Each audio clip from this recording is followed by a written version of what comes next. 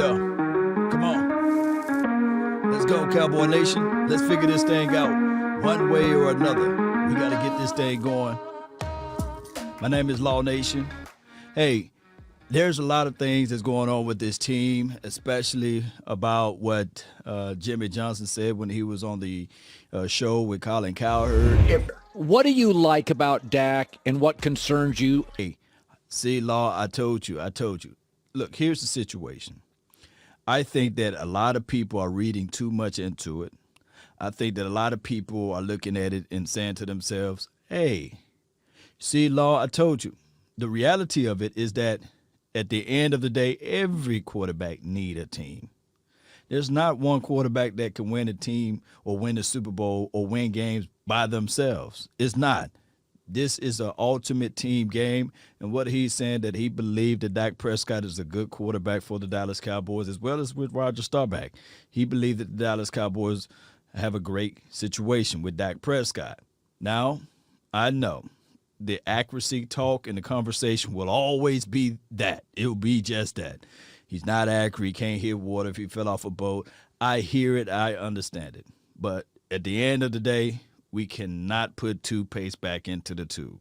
We just got to look at it from here and say, okay, Dak Prescott is our quarterback. That's the decision that the Joneses made. I didn't make the decision. You guys didn't make the decision. That came from Jerry Wayne Jones. Dak Prescott, the quarterback for the Dallas Cowboys for the next 4 years.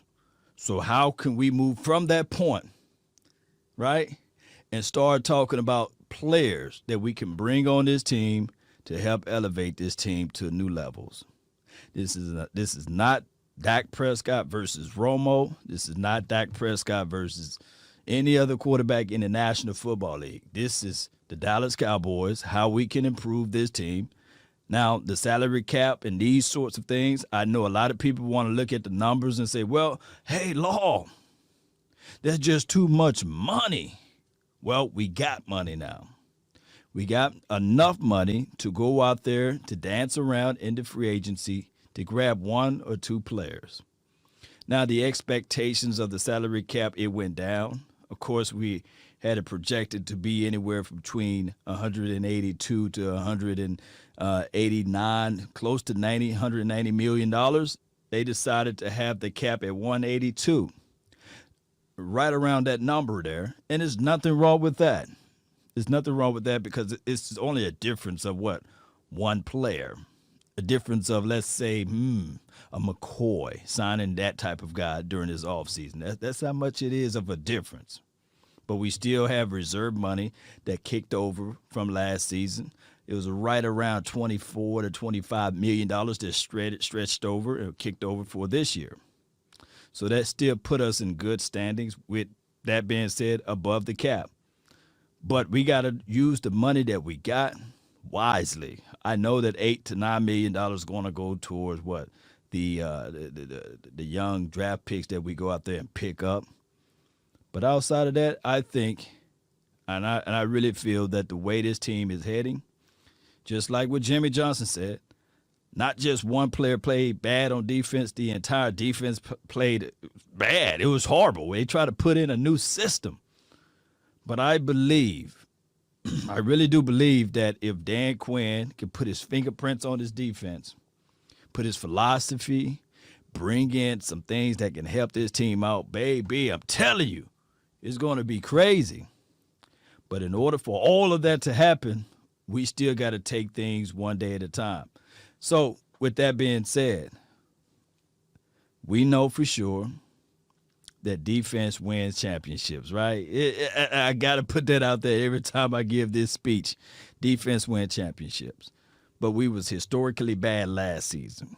Regardless of how you look at it, if we can improve, and I'm saying this word improve, on their front four, bring in somebody. There's guys out there during this free agency. And what I said on my last video is that, hey, when we look at this thing, hear me out, when we look at this thing, collectively speaking, when we look at the front four and we think about how can we improve the edge guys, because the edge guys can't get home, I really believe that DeMarcus Lawrence, he would do another solid job, right? I believe that Randy Gregory all offseason, we won't be thinking, hey, will he play? Can he can't play? Will he be suspended? Will he not? Look, we can know for sure now. We don't have to worry about that, right? We don't. And when you add in the fact that, of course, Antoine Woods, Navell Gallimore, we want to see how he can propel himself for his second year. And Tristan Hill, can he elevate himself, right? But we need that big dog inside. So my thing is Dalvin Tomlinson, he's out there. What's up? Come on in. We want to see you on the field. Cowboys, pick up the phone, call them, right? Oh, with the safety aspect, let's move up to that area of the conversational piece.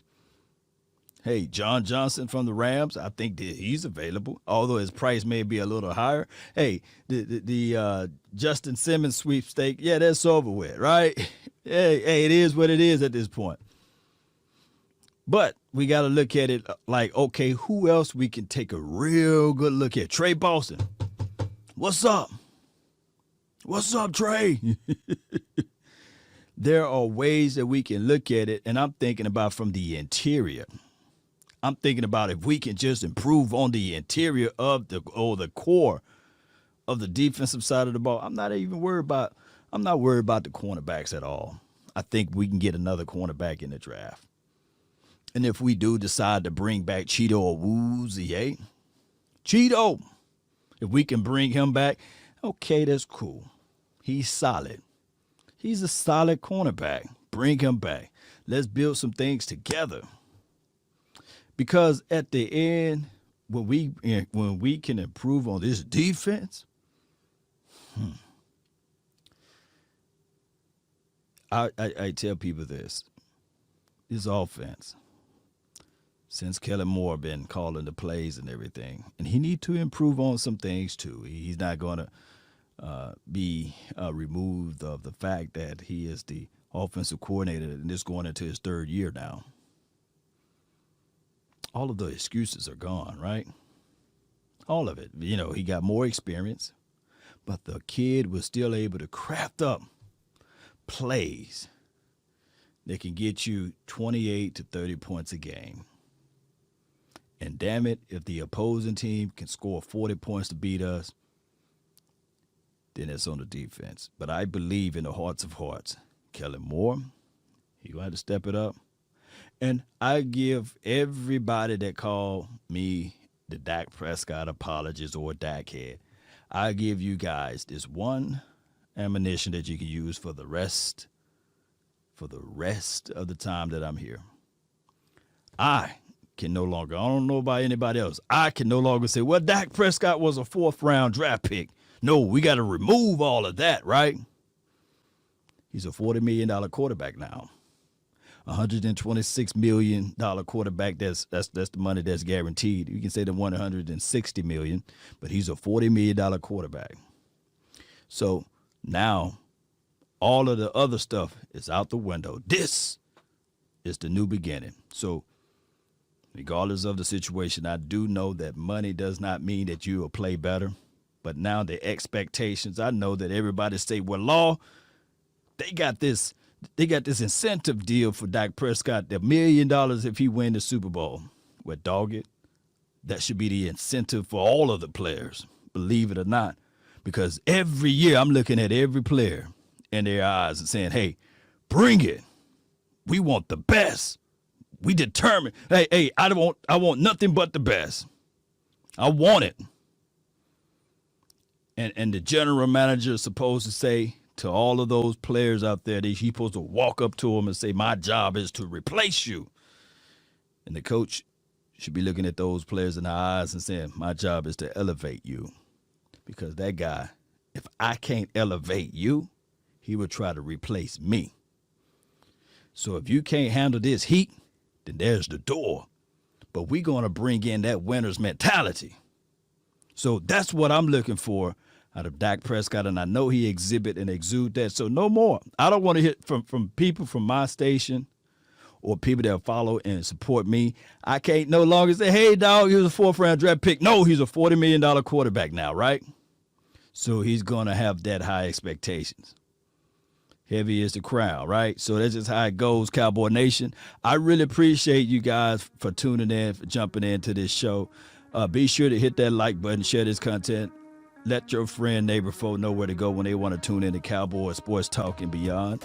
Once again, my name is Law Nation. That's been my time. I really thank you all for yours. And remember, you're listening to nothing but the best. Go Cowboys. We out.